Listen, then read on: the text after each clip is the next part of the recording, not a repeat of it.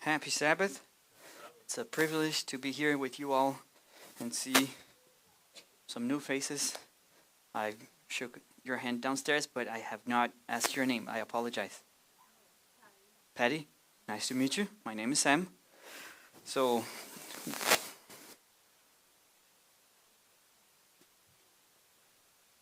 okay. I would like to ask the volunteers that I named to come over here, please. All right, Angel, you can also come here. Do you like Play-Doh? Yes. You do? Would you like to play with this unique color that nobody has ever played with before? Okay, Angel, hold this for me. Come over here, please. So, face them. Angel, you stay behind her, please. All right, face them. Don't look at Seth, please. Okay. You have this in hand, right? Yeah. You also have. Do you have Play-Doh at home? So, would you be fine playing with this, with whatever Angel has? Okay. So, put your hands back, Angel. Please come over here. Stay next to Seth. All right. Are you sure you want Angel's thing? Look at her, please. You can turn this way. Are you sure you want this? Not whatever he has. Okay. You can pick it. All right. This is for you to play. But we also had this. A few more here, which are full. You could always pick this, but it's... You have been led to believe that this is what you wanted. Thank you. You can put it somewhere else. Thank you. You can play with that. After you're done, you use this. What I was trying to impart is sometimes whatever we perceive as attractive or necessary for our lives may not be the biggest picture possible or may not be the best blessings available. Is that correct or no? Have you ever seen, there's a quarter here, but if you continue to look around, you may find a dollar bill or more. Has it ever happened to you? It did happen to me. But it is not just about money. I have prayed many times to God, asking for, oh, God, can you please deliver me from this evil? God, can you please grant me this wish? I did. I have prayed many times. And I'm pretty sure you have done the same. Have you ever asked God for a miracle or healing someone? You were in the hospital asking for God to perform something. Has it always happened? If not, what was your initial reaction? Sadness, disappointment, confusion. Has it ever happened to you that in the beginning, as soon as it happened, you were still confident in God, but then time went by and your faith was kind of shaken? Or, in this case, this particular case that we see here, John 11, we will not read the whole chapter, but I'll be reading a few special verses. Now a certain man named Lazarus was sick, and he was from Bethany, the village where Mary and her sister Martha lived. Now it was Mary who anointed the Lord's feet with perfumed oil and wiped his feet with her dry hair. So we see here a situation where Jesus' friends were living their best life possible. They were enjoying family time. They were enjoying their village until something happened. But the backstory of all this is Jesus was their friend. Every time he needed a rest, he would go to their house and just rest. Do you have that type of person in your life?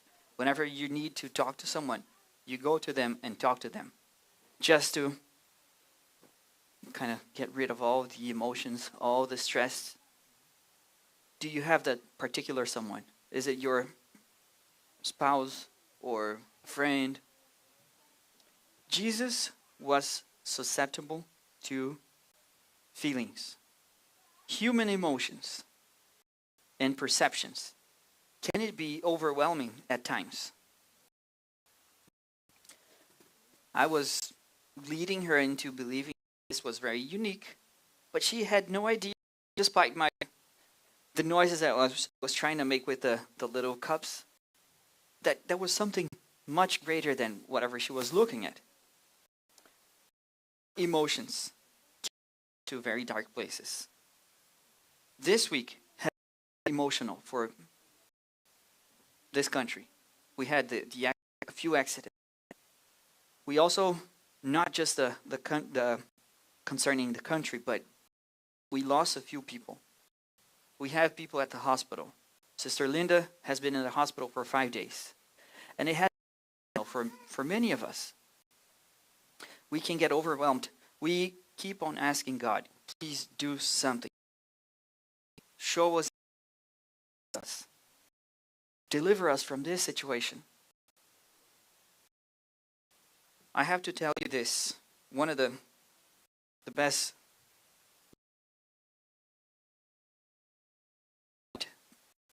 Martha and they were close friends to Jesus. They would pray every day to God. Whenever God come to them, He would perform miracles to them. Were they true Christ? Do you think they ever got to a point that they would say, Lord, if you do this for me, I will trust you. If you don't do this for me, I will never trust you. I will never pray to you again. Do you think they would say something like this to Jesus? But is it possible for us sometimes to lose focus or to lose what is really important in life? Had they prayed for Jesus and Jesus came to Bethany, Jesus would come to Bethany and heal the brother, would they have enough faith to face the difficulties that Jerusalem faced on year 70 and on, with all the persecution, all the killing? The followers of Jesus' followers, they had this notion from the Pharisees. John the Baptist, Jesus' cousin, was not freed from prison. He was left to rot in prison. And after that, not only he was left to rot in prison, he was decapitated. His own cousin was not saved. Can you imagine all this accusation going around Jesus and all his followers? If he did not free his cousin, who says he's going to do something towards you? Who says he's going to do something for you? He doesn't have the care. He doesn't care enough for you to free you from your sin, from your troubles, from your persecution, from your sufferings. He doesn't care about enough. The message was sent to Jesus. On verse 3, it says, the sisters sent a message to Jesus. Lord, look, the one you love is sick. When Jesus heard this, he said, this sickness will not lead to death, but God's glory, so that the Son of God may be glorified through it. So they sent a messenger to Jesus asking, please, Lord, come and heal our brother. They were expecting, as a friend, what were they expecting? Jesus to come and heal. They were aware that the official's servant was healed only by a word that Jesus sent. Go and your servant will be healed. They were aware of that. They knew that Jesus had transformed water into wine. They were aware of that. They saw many crippled people being healed, blind people being made to see again. They saw deaf being able to speak, to hear. They saw people with diseases being cured. They were aware of all that. We can be aware of all that Jesus has done in the Bible. And we hear about miracles nowadays. We do. We know that God is capable of healing our loved one, our friend, whoever we're praying for. We know that. Martha and Mary were completely aware of that, because whenever Jesus would go to their place, he would open up about truths that he could not speak about those truths to anyone else but his close friends. You may be hearing me speaking about many things, but only my wife hears me speak about very delicate topics at home. Even theology topics that some people may be seeing it kind of not the right way, whatever I say. I can say that to her. It was a judgment-free zone. Just rest. Just be a friend. They felt it too. Jesus was friends with Lazarus. Would you agree that Jesus was desperate, also desperate to heal his friend? He loved Lazarus, and Lazarus loved him. But what Jesus was not willing to give was just a physical cure. He had healed many people. He had cured many other folks. He had multiplied bread. Couldn't he have just simply wished that Lazarus was never sick? He could. But he was preventing his greatest miracle from happening if he was just, okay, I'll give you the cure that you're asking for. I'll give you whatever you're asking for. I'll give you whatever your heart desires or whatever you can see. We cannot see the bigger picture. We always say this. God sees the bigger picture. Yes, sometimes we are led by our emotions, by our desires. And this was the case. Jesus said, okay, I'll stay here for 2 more days. The sisters were hoping for the return messenger to come bringing Jesus. But Jesus was not there. So he stayed on the same place for 2 more days. And it was a 4-day journey to Bethany. And in that case, after 2 days, he said, let's go to Judea. His disciples were aware of whatever happened to John the Baptist. And whenever Lazarus, the sisters sent a message saying, he is sick. And whenever he was there, staying there for 2 more days, what do you think the disciples thought about their master?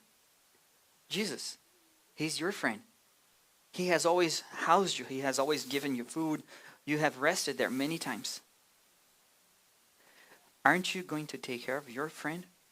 So what happens to us? If we're your disciples, we are your followers, what will happen to us whenever we face any difficulties, any tragedy? And then, out of nowhere, Jesus said,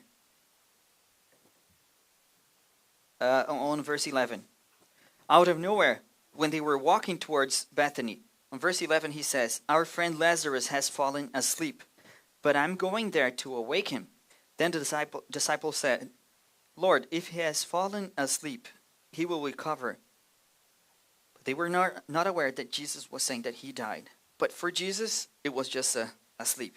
Then on verse 14, he said, Then Jesus said plainly, Lazarus has died, and I am glad that I was not there.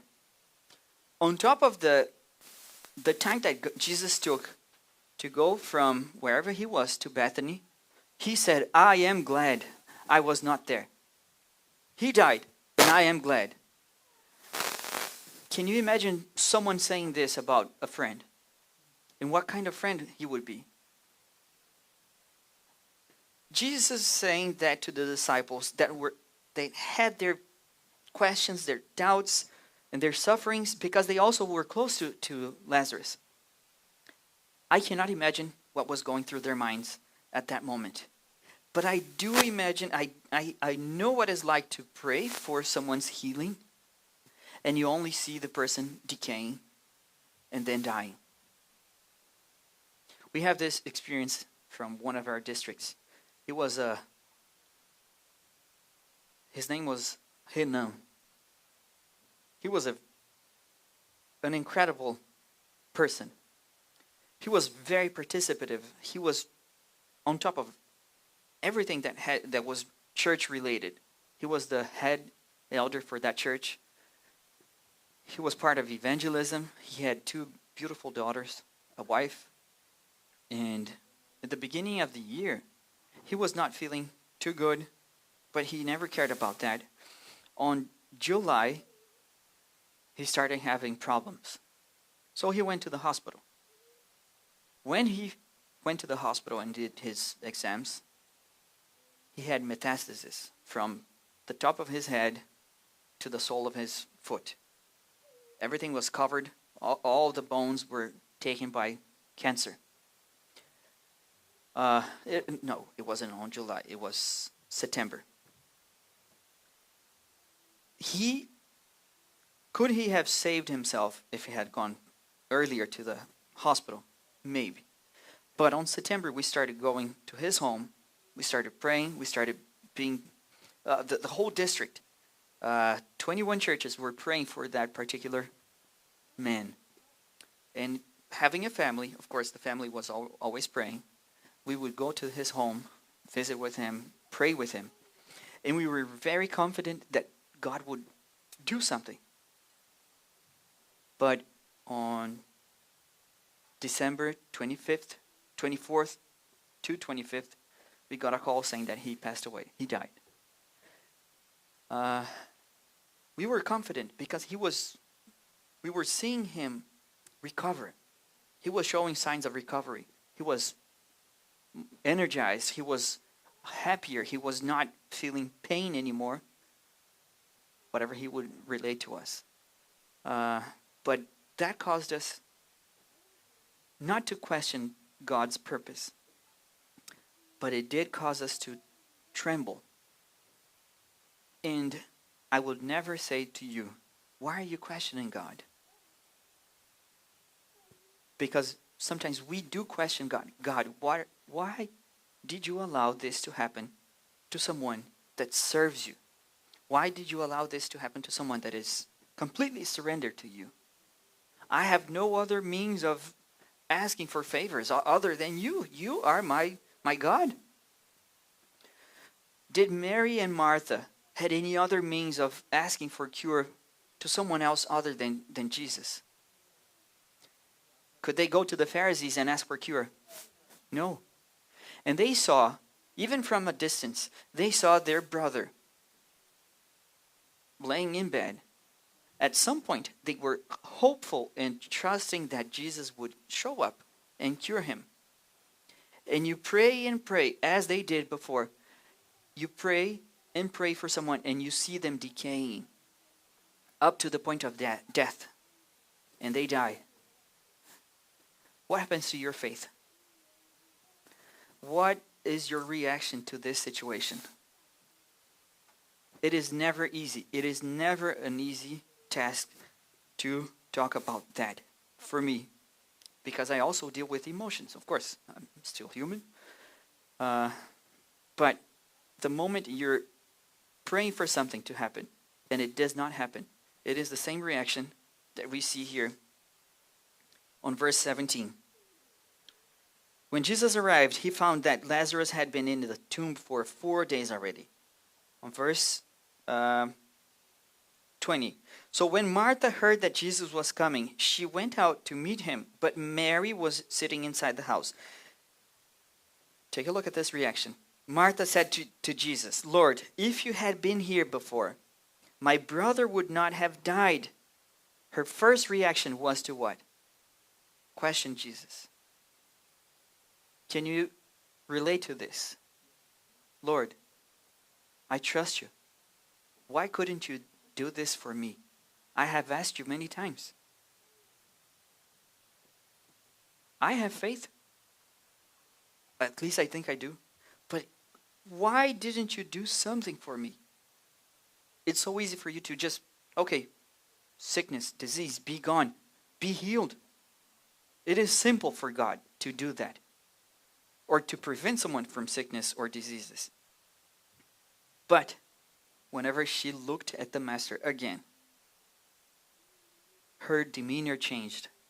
Her reaction changed. Because she saw his compassion towards her, towards the family, and the diseased. She said, in verse 22, she changes her stance and says, "But now, even now, I know that whatever you ask from God, God will grant it to you." First, the questioning. Then you come to the realization that even though something terrible happened to you, it was not on God's plan. This is what we have to keep in mind of. Every time something happens to us, nothing that is bad comes from God. Nothing that is against us comes from Him. So, on verse 23, Jesus says, "Your brother will come back to life again, Martha."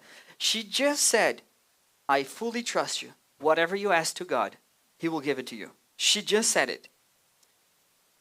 Your brother will come back to life again.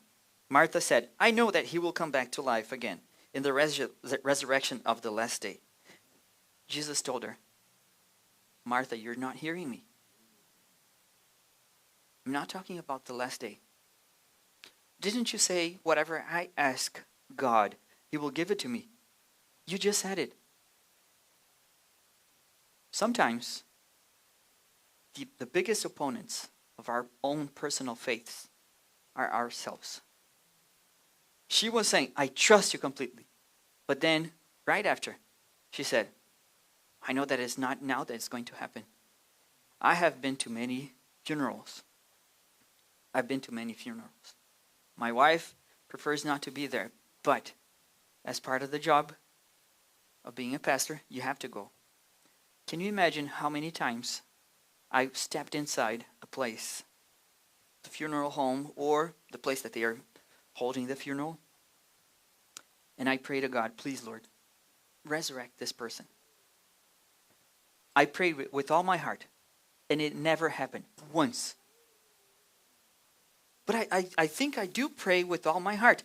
But at the end, I end up praying or preaching about the topic and say, at the end, the ones that are died trusting in God will be resurrected. I am working against my own faith. I'm saying, "Lord, please resurrect this person." But I don't fully trust it. So at that moment, Martha set out to go and fetch Mary. But Jesus said to her, "I am the resurrection and the life. The one who believes in me will live even if he dies. And the one who lives and believes in me will never die." He was telling her, "Martha, I'm not here to perform any miracles, visible miracles of healing. I'm not here to cure him from fever. I'm not here to say, okay, let there be light. I'm not here to say, you invalid person, just stand up. Blind person, receive sight back. I'm not here to show you this. You have seen me do that many times, but I'm here to show my Father's purpose for sending me to this planet. My Father's purpose is not to say, oh, here's some bread for you. Here's light. My Father's purpose, His job description, is to heal the sickness, the disease from this world, which is sin. My Father's purpose, His job description is to put away all the evil things and restore, give it back to you. Give it back the joy of life and restore. He's the giver of life, so He wants to restore life. He could have given the cure for the disease, but He would have prevented the greatest miracle that the Bible brings to us. He wants to give not just the flesh resurrection. That's the amazing thing. God doesn't want to resurrect us for us to live a little bit longer in this earth. He wants to give us back eternity. He wants to give us back eternal life. That's what he offers. So at that moment, Mary comes to Jesus and she says, Lord, if you had been here before, my brother would not have died. The same demeanor, the same position, the same remarks, same thing, everything. So Jesus at that moment, seeing everything happening, he cries because he was emotional. He was compassionate about the sufferings. But not only because of that, but he knew that some folks that were in there, they were plotting to kill either Jesus or even Jesus, the giver of life, and also Lazarus.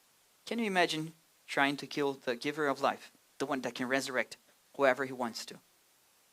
They were planning on killing Jesus and Lazarus. At that moment, Jesus could have said something, but he chose not to, for he was relating to those suffering. So, at that moment, he says, let's go to the sepulcher. And what is the reaction that we get from Martha again?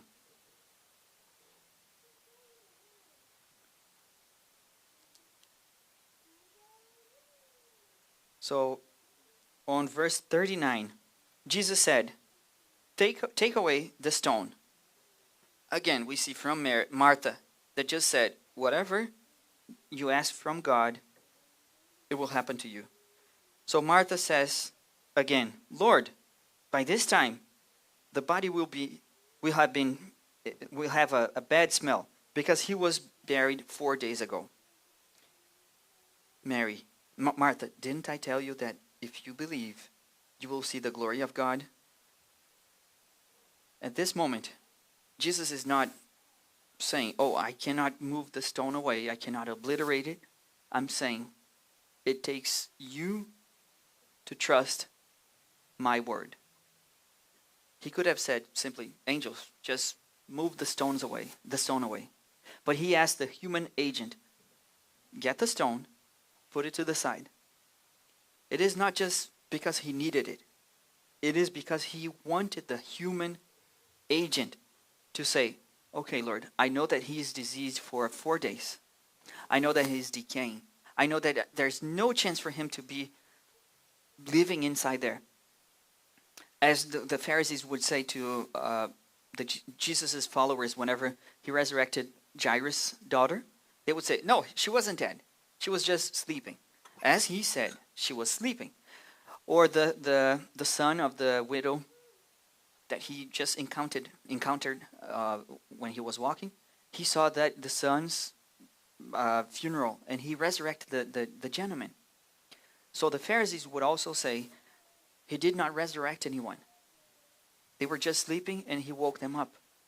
So at that moment, everything that Jesus did so far was to prove to a certain specific group, very small group, he was not completely showing his Father's ministry for him. And at that moment, when Jesus said, remove the stone, he needed the human agent to finally say, yes, I accept your lordship over me. I have no idea what's about to happen, but I fully trust you. So they removed the stone. Can you imagine all the people gathered around, just listening to see if they heard any movement from within the tomb? Just listening to whatever Jesus was saying.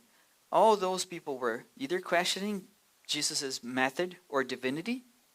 If Lazarus was to be resurrected, it would prove for them once and for all that he was the Son of Man. He was sent by God to perform miracles, to show God's love to humanity. So at that moment, everyone was either doubting, questioning, or maybe I kind of trust him, or fully trusting him. They were expecting to see something come from within the tomb. And at that moment, there is no sound, because Jesus is saying, Lord, I'm here to show to whoever is watching or listening that I am the one sent by you. I am one with the Father. I am also the giver of life. So in that moment, Jesus says, Lazarus, come forth. All the Pharisees that were gathered around there, all the questioning people, all the followers of Christ. You couldn't hear a sound or a beep or a bird chirping in the air. They were all directed to the entrance. And as soon as you hear something as of a step moving side to side, you hear it stir inside the tomb. All the air you're holding on, you now can breathe, because it was proven once and for all that he, the giver of life, the living water, the bread of life, was there to prove God's love to us. Again, don't waste away the miracle that God wants for your life if you only focus on things that you think you need. Don't waste a simple healing for the resurrection for eternity. Don't waste a simple temptation for the promise of a better future, for the promise of eternal life with him. So he was there saying, I am the bread of life. I am the giver of eternity.